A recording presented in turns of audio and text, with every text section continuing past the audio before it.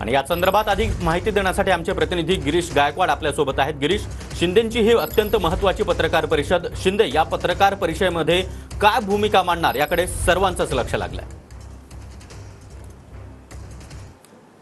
नक्की सागर, निखिलाजी, आपण पाहतोय की गेल्या 2 ते 3 दिवसापासून बऱ्याच चर्चांना उधाण आलेलं आहे की महाराष्ट्राचे मुख्यमंत्री कोण होणार, एकनाथ शिंदे होणार, देवेंद्र फडणवीस होणार, आणि जर देवेंद्र फडणवीस यांचं नाव घोषित झालं तर एकनाथ शिंदे काय करणार, बऱ्याच चर्चा सुरू आहेत। आणि एकनाथ शिंदे हे उपमुख्यमंत्री पद घेणार नाहीत अशा देखील चर्चा काही ठिकाणी रंगताना आपल्याला पाहायला मिळाल्या। त्यामुळे 2 दिवस एकनाथ शिंदे यांनी कुठलंही भाष्य केलं नव्हतं। मात्र आज शिवसेनेचे नेते एकनाथ शिंदे हे आपली बाजू मांडणार आहेत। काळजीवाहू मुख्यमंत्री पहिल्यांदाच पत्रकार परिषदेच्या माध्यमातून लोकांशी संवाद साधतील आणि त्यांच्या मनात काही घालमेल सुरू आहे का, किंवा भाजपला जे मॅन्डेट महाराष्ट्राच्या जनतेने दिलंय त्याबद्दल त्यांची नेमकी भूमिका काय असणार आहे हे सुद्धा ते व्यक्त करतील असं बोललं जातंय। आणि आज चित्र स्पष्ट होण्याची शक्यता सुद्धा वर्तवण्यात येते। महाराष्ट्राचे मुख्यमंत्रीपदी कोण विराजमान होणार याबद्दल ते महत्त्वाचं भाष्य करणार असल्याची सुद्धा माहिती मिळते। आणि सगळ्यात महत्त्वाचं म्हणजे उपमुख्यमंत्री पद हे नेमकं कुणाला जाईल, शिवसेनेच्या एखाद्या नेत्याला जाणार आहे की ते स्वतःकडे ठेवणार आहेत हे पाहणं सुद्धा तितकंच महत्त्वाचं ठरणार आहे। कारण जर शिवसेनेच्या बद्दल आपण जर बोलायचं झालं, आपण जर पाहिलं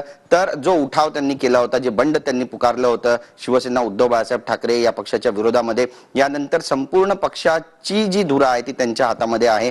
ते नेते सुद्धा आहेत आणि त्यांच्याच भरोश्यावरती सगळे आमदार आहेत। त्यामुळे सत्तेमध्ये राहूनच ते विकास करू शकतात का आणि या सगळ्या आमदारांना सोबत ठेवू शकतात का, या सगळ्यांची एक मोठ बांधू शकतात का, हा सुद्धा आताच्या घडीचा सगळ्यात मोठा प्रश्न आहे। त्यामुळे सर्व आमदारांचीच ही इच्छा आहे की त्यांनी सत्तेमध्ये सहभागी व्हावं आणि सत्तेत सहभागी होऊन त्यांनी महाराष्ट्राचा विकास जो आहे तो पुढे हाकावा। मात्र याबद्दल एकनाथ शिंदे यांची नेमकी भूमिका काय असणार आहे हे आज ते पत्रकार परिषदेच्या माध्यमातून जनतेसमोर मांडणार आहेत का हे पाहणं सुद्धा तितकंच महत्त्वाचं ठरेल। 3 वाजता ही पत्रकार परिषद ठाण्याच्या लुईसवाडी इथे त्यांच्या स्वतःच्या निवासस्थानी ठेवण्यात आल्याची माहिती आहे। आणि त्यामुळे एकनाथ शिंदे हे महाराष्ट्राच्या जनतेसमोर नेमकं काय भाष्य करणार, कोणती भूमिका मांडणार आणि मुख्यमंत्री पदाबद्दल त्यासोबतच उपमुख्यमंत्री पदाबाबत त्यांच्या मनामध्ये नेमकं काय सुरू आहे घालमेल याबद्दल काही क्लॅरिटी ते देणार आहेत का हे सुद्धा पाहणं महत्त्वाचं ठरेल। पण आज काही वेळातच निश्चित होईल की नेमकं महाराष्ट्राचा मुख्यमंत्री कोण होईल, उपमुख्यमंत्री कोण होतील आणि एकनाथ शिंदे यांची या सगळ्या बाबतची नेमकी भूमिका काय असणार आहे।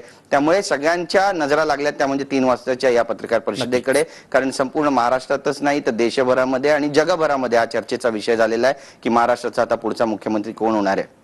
गिरीश, तुम्ही आपल्या सोबत राहाच तर शिंदे यांच्या 3 वाजताच्या पत्रकार परिषदेकडे आपलं लक्ष असणारच आहे।